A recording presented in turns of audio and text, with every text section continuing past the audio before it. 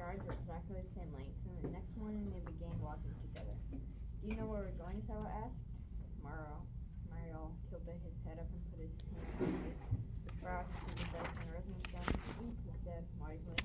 We're walking into the woods and sun. Salva rolled his eyes. I know where we're walking east, he said. Anyone could tell that, but where in the east? Mario thought for a moment. Ethiopia, he said. East of Sudan is Ethiopia. Salva stopped walking. Ethiopia? Is that another country? You can't walk all the way there. Why are we walking east? Mario said firmly. Ethiopia is east. I can't go to another country, Salva thought. If I do, my family will never find me. Mario put his arm around Salva's shoulders.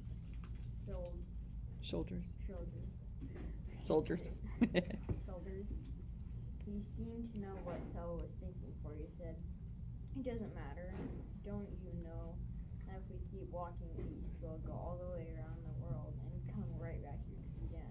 That's when we'll find our family." Salva had to laugh. They were both laughing as they started walking again, arm in arm, their strides matching perfectly. Your turn. More than a month had passed since Salva had run from his school in the bush. The group was now walking in a land of the Atut people. In the Dinka language, the Atut were called the people of the lion. Their region was inhabited by large herds of antelope, wild beasts, wildebeest, moose, and the lions that preyed on them. Dinka told stories about the Atut. When an Atut person died, came back to the earth as a great hunger for the human flesh he once had. The lions in the Atut region were said to be the fiercest in the world. Nights became uneasy. Salva woke often to the sound of roars in the distance, and sometimes to the death wail of an animal under a lion's claw. One morning he woke weary-eyed after a poor sleep. He rubbed his nose, he rubbed his eyes, rose, and stumbled after Mario as they began walking yet again. Salva, it was not Mario who had spoken. The voice had come from behind them. Salva turned. His mouth fell open in amazement, but he could not speak. Salva. Okay, yeah, so I'll take that. Thank you. So that was talking about the people coming back as a lion, and they were talking about their Dinka language. The Atut were called the people of the lion, and this is talking about they woke to sound of roars in the distance, and so there's a lot of talk about that. So that is something called foreshadowing. So that's foreshadowing something that's gonna come later in the book. And what was the event that comes later that it foreshadows? Mario was done. Yeah, and what happened to him? And He was eaten by a lion or taken. Yeah. he died, Mm-hmm. to put bluntly. So yeah, he was taken by one of these lions. So according to this this legend, it said that when an Atut person died, he came back to earth as a lion with a great hunger for human flesh once he had. The lions in the Atut region were said to be the fiercest in the world.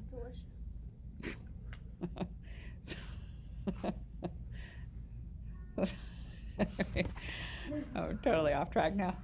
There's a lot of graphic, a lot of harsh black and white all throughout this.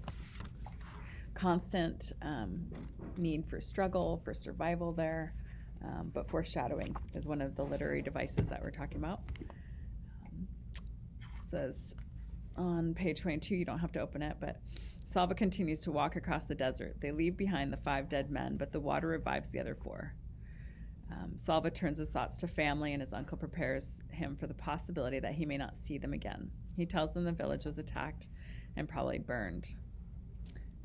The use of ellipses at the end of the suggests Salva's family may be dead and foreshadows the end of the chapter. Salva decides that at least his uncle will be with him. He tells him no, that he will return to the fighting. This too serves as foreshadowing. First, Salva reminds himself that he must be strong and allows himself to hope. The chapter continues to grow more ominous. The group has had no food for 2 days and are almost out of water. Another part of hope was in the desert, Salva was starting to falter and not be able to move ahead at all. And it seemed like he was becoming very disoriented and wasn't going to make it. So do you remember how his uncle rallied him? Remember what he did? Focus on, like, see one thing and then you focus on it and you walk to it.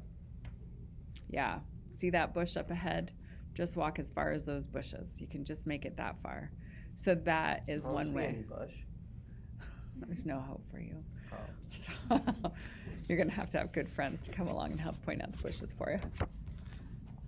Just Porsches. There's a Porsche around the corner. Just keep going. It's got your name on it. So it's about creating hope in those little bits of time. That water definitely would have helped him in that situation, but also just the hope to get just a little bit further along, so that's an important thing to remember. So it talked about foreshadowing. Then there were some other literary devices. The themes. There's a lot of themes that run through this book. There's perseverance and hope, fear, leadership, working towards goals, family and relationship, and war. So what are some areas that we see fear come up in this book? How is that a theme? In what parts of the book does that theme of fear show up? Beginning when the war starts, and he's in school. After Yeah. Mariel's eaten. Muriel's eaten by the lion in school. The war starts. The soldiers come. Yeah, there's kids that started crying, just complete fearful about having to run out into the bush. Crocodile. Yeah, they cross the Nile, the crocodiles. I mean, didn't have much fear when they're eating the honey out of the bee's nest. You did read that part. Yes, I did. That's good. Yeah, and that was an interesting part too. When they attacked that bee's nest to get all that honey out of there, they were pretty fearless as far as getting bee stings. Do you guys remember what they said about all the bee stings? Like I Bell's got stung on character. the tongue. You couldn't- Yeah, that one guy couldn't even eat the honey. He was so badly stung. Bell's character. Yeah, it does build character. They said it was worth it. It was worth all that. So you think, Never so full. I would never jump into it. I'm so glad that I've never had to be so hungry that I have to jump into a bee's nest and dig out food. And that poor guy who couldn't eat. It's probably not much better than accidentally stepping on a wasp's nest like I did one time when I was younger. I sat on a wasp's nest. Oh. Yeah, no, I stepped on it. I got stung like over 30 times, and the friend that was with me when I stepped on it, she only got stung once. So there's also some fear when they got to the refugee camp. Do you remember what kind of fear that showed up there? When he first arrived there. Well, he ever see his family again? Yeah, he worried he would never see his family again. He worried that he got there with no family, no connections. But his uncle said, "Don't worry, you'll make friends who will become a family there." I imagine he was worried about making family there, making friends, or education. Uh-huh. I doubt they imagined they were going to be there for that long. But they can't just wander out of the refugee camp. Do you have any idea why? Do you guys know how that works? Go ahead. Remember one of the refugee camps said it. That if you're going to leave, you're leaving for good. Mm. Yeah, that'd be pretty bad. But you think it's let's say they set up a refugee camp, let's say here, and it would be a big tent. They're not citizens of America. If they're just refugees, they are homeless. Really, they're countryless. They have nothing, so they have to stay in this area. They don't have a passport or legal ability to come and go from the city or surrounding town. And it's very hard to get citizenship somewhere, so it can take people 20 years to get citizenship or get out of a refugee camp. A lot of the refugees we get here in Alaska have been in camps for a minimum of 6 years, and they've been applying and trying to get out of there. So it's not very easy. And then especially if you're old and can't work, countries aren't really going to be open to letting you come in. So there is a lot of struggle, perseverance that's had to happen. So perseverance and hope is a really big theme in here too. If you have essay questions, they could be asking about, how does family and relationship show up as a theme throughout this, or war, or there's struggle. Salva had a struggle. So this is a dual narrative. It's the narrative of two people. There's Salva and there's Naya on the one hand, and they both have two major struggles.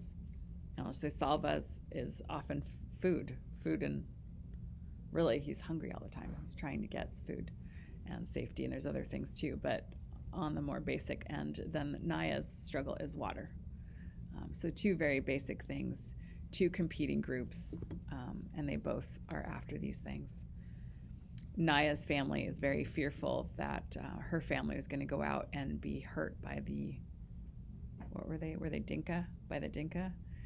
And it was the Nuers that killed Salva's uncle. So it's this warring groups, but both have these similar struggles all throughout, and yet just such continual war. So the end, where Salva goes and brings water to the Nuer people, all these vocab words are difficult, Nuer people, it's pretty significant when they caused a lot of his suffering too.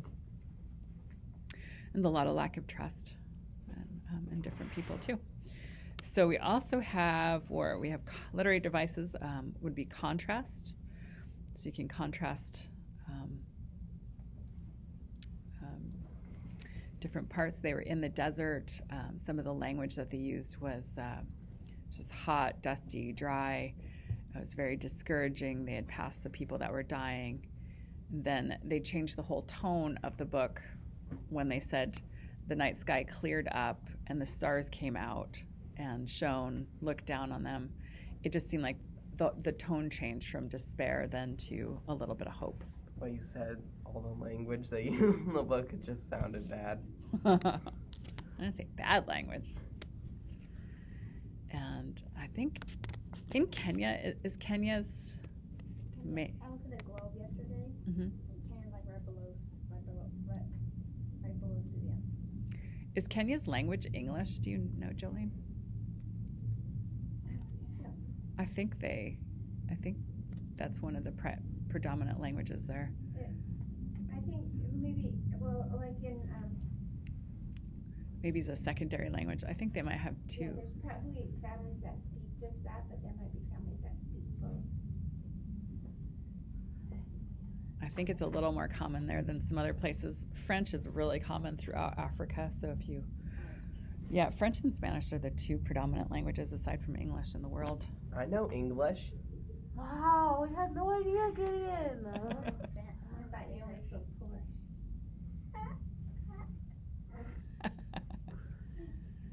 Yeah, so French you'll use a lot all throughout Africa. The secondary language of Canada is French. I almost put what language is spoken in Canada because I bet not too many people search that. There are a lot of places in Canada that train service dogs, and a lot of the service dogs only take French commands. Oh, because cool. of how much French they speak in Canada. so they speak the Swahili and English. Oh, okay, Swahili. Ooh, Swahili. And that's similar parts of Africa also. But why do you suppose they speak English? So they can speak Communicate with with other people that speak that language? The colonists. England went there and colonized many places there. So, yeah. I probably wouldn't know that if I hadn't gone there. Oh, you've gone there? My daughter climbed. Oh, that's Kilimanjaro. right. Mount Yeah. Kilimanjaro's there. So, there's actually a total of 68 languages spoken in Kenya. So each group has their own language, and each group there's some groups within a group. And then there's different Hindustani, so the Hindus will have their language.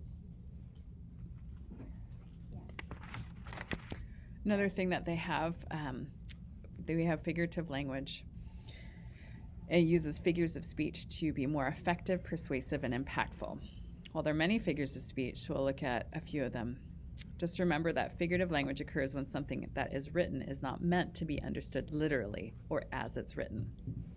Oh, so all of Gideon is beaten. One example occurs at the end of chapter 6. A cold fist seemed to grip Salva's heart. Okay, a fist cannot grab a heart, so we know the sentence is figurative. You can. Just zip their skin open. Ew. So we have two things. We have metaphors and similes. Do you guys know what the difference between metaphors and similes are? Small uses like or as. Metaphor doesn't. So metaphor would be something is something. Verb to be. Does that know what verb be in? Because we replace the usually for the word that's there, like be or is. Jillian, can you see if I printed something on the printer out there? Just getting rid of you. See You've been too often. I printed up a list. I don't know that I actually printed though. So Did you spell long guy on it? no, I gave up on that spelling. I'm just changing your name. You're Smith. Oh. You're going to be Smith for the rest of the year. I know two Smiths. So what? Can you guys make up some similes? Each of you come up with a sentence that would be a simile. Can you start? Me? Mm-hmm. I have one. Okay. The snow was like shining crystal. Okay. Do you have one just that? Peter Pico. That one, the tongue twister. Yeah, that one would be alliteration with the same sounds. Which one did you print it to? Oh, the one by April's desk? Not there. Okay. No, that's all right. We can deal without it. So similes would be like as. Can you come up with a simile? The jet plane veered away like a sleek evil boat. Yeah. So the jet plane veered away like a sleek, evil bird. How could you change that same sentence into a metaphor instead of a... The jet plane veered away. The jet plane was an evil bird. Mm-hmm. Yeah. Yeah, that's... So even with your simile, with the snow is like, what was it, cold crystal? Yeah, like cool crystals. It was like cold crystals. The snow was cold crystals instead of was like cold crystals. So I could see some of those kind of questions coming up possibly on a quiz. The cheetah was like an invisible shadow, or the cheetah was an invisible shadow. Well, cheetah can't be an invisible shadow and a cheetah at the same time, so it's obviously a metaphor. I'm confused. Are you? I can send you home with the worksheet. No thanks. No. Suddenly you're not so confused anymore. I have enough school. So then we have a couple of the other things we'll just run over quickly. There's personification. Do you remember what personification is? Putting Giving something that's not human characteristics or traits. like a rock. The A rock Polish. pet. Rock pet. You can personify something. The rock cried out, maybe, so it had a very human-like response when it's not going to be like that. All right, we did simile. Imagery is just creating images with your words. Alliteration, just that I brought up about our Peter Piper packed Peter Piper picked a peck of pickled peppers. The Peter Piper picked a peck of pickled peppers. Where's the peck of pickled peppers Peter Piper picked? Yes. I don't know how you say that so quickly. Yeah. Without messing them up. One thing he does well is talk. Saying so seashells on the seashore. Yeah, that's good, yeah. So that's alliteration. It's the same it's sound a being rhyme. repeated. It's not a rhyme. because their endings are the same. The Like beginning orange is and the same orange? as the alliteration. Well, Nothing rhymes most with people would call those rhymes.